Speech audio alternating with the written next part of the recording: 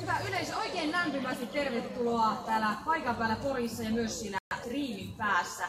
Tästä starttaa suuri avaruuspäivä. Lämpimästi tervetuloa mukaan.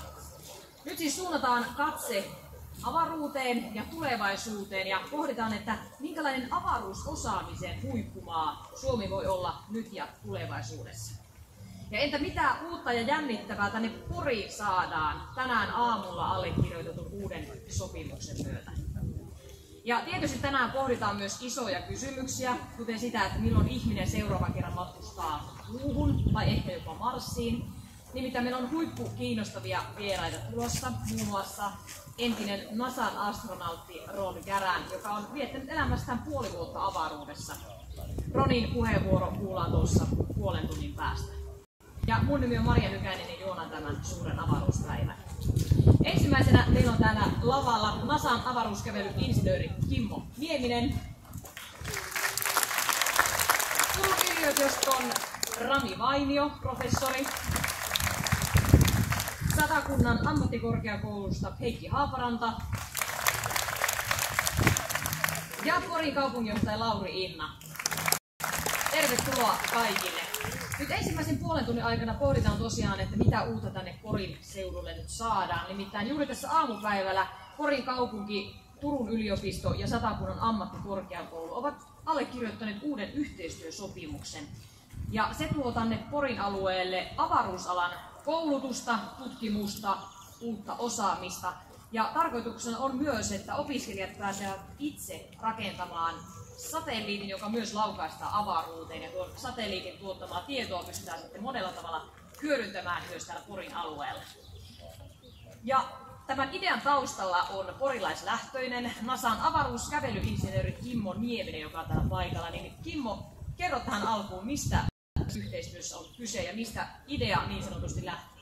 Joo, kiitos. Ja, alkuperäinen idea oli rakkaudesta kotikaupunkiin ja tämä avaruus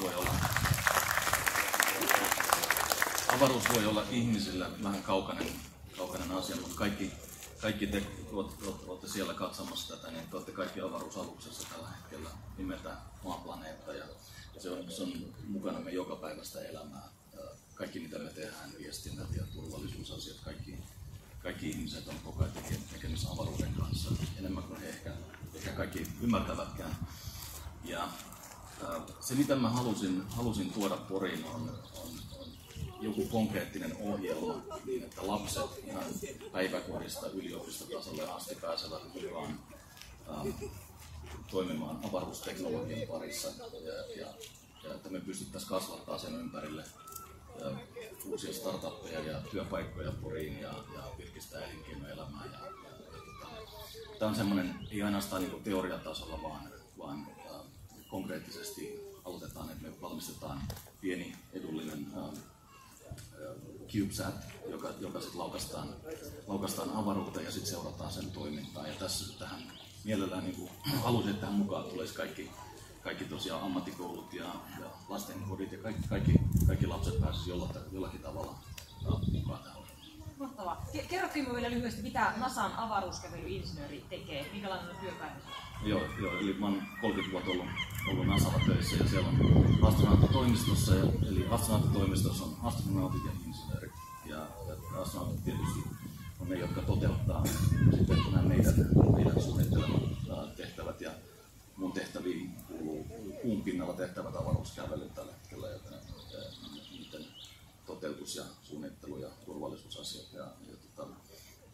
siten se on. Tehdään paljon niin samoja töitä, mutta osa lentää, osa ei. Kiinnostavaa. Lauri Inna, nyt siis aamulla allekirjoititte tämän Porisat-yhteistyösopimuksen. Mitä siinä tapahtuu ja mikä Porin kaupungin rooli tässä on?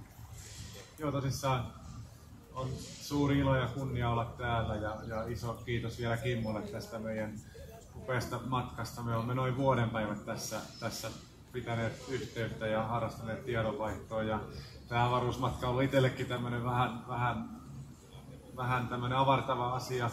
Monta kertaa viikonloppuisinkin löytää itsensä selvittämästä jotain avaruuteen liittyviä kysymyksiä. Ja meillä on ihan vakavaa dokumentointia, kiitos Kimmo, niin tässä viime syksyn aikana tehty. Ja sitten kun oli aika kypsä viime vuonna syksyn aikana, niin sitten mä avasin keskustelun yliopistojen johtajien ja rehtoreiden kanssa. Kävin Ilmatieteen laitoksella johtaja Petteri Taalaksen kanssa neuvotteluita ja TEMin työ- ja elinkeinoministeriön kanssa ja varmistanut sen, että kuinka relevantti kysymys tämä on meille tällä hetkellä kansallisesti ja sitten myöskin, että miten niin kuin relevanttina nähdään se, että Pori voi tässä profiloitua.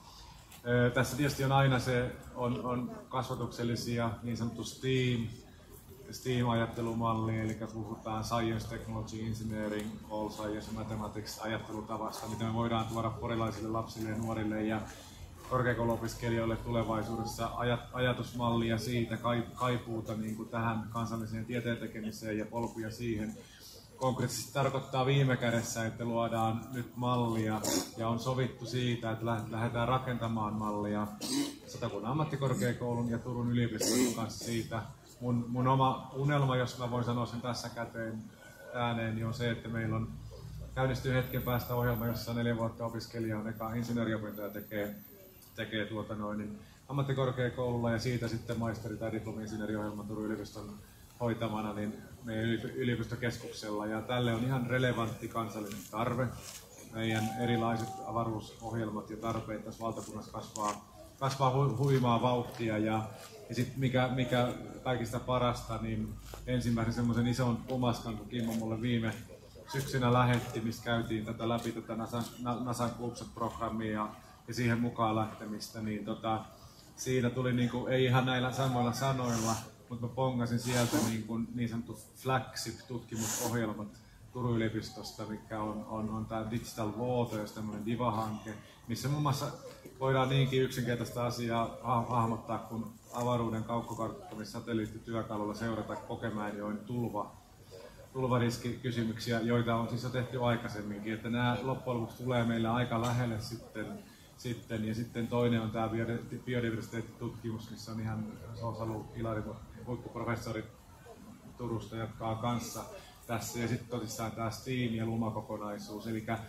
lopultakin tullaan, vaikka kuulostaa aika hurjalta tämä ajattelu aluksi, mutta tullaan ihan siihen tosi lähelle meidän tarpeita kehittyä, kasvaa yhteiskuntana ja saadaan sitten toivottavasti myös aivan huikeita koulutus- ja tutkimusohjelmia Poriin. Ja sitten se, että on sitten näitä Heikin tarinakokeita CubeSat-rakennusmallille ja insinööriopintoihin vaadittavia käytännön töitä, niin on aivan varma, että Porin halukkuus tulla opiskelemaan Poriin ja vetovoima kehittyy tämän kautta. Se on valtavat ulottuvuudet ja mahdollisuudet ja puhutaan sitten kuitenkin aika konkreettisista asioista, vaikka pääteema on avaruus. Ja niin kuin sanoit, että avaruuden merkitys on ehkä kasvanut, sitä tarvitaan aika monilla yhteiskunnan sektoreilla ja nyt sitten Poriinkin saadaan avaruuteen liittyvää koulutusta. Rami ja Heikki, minkälaista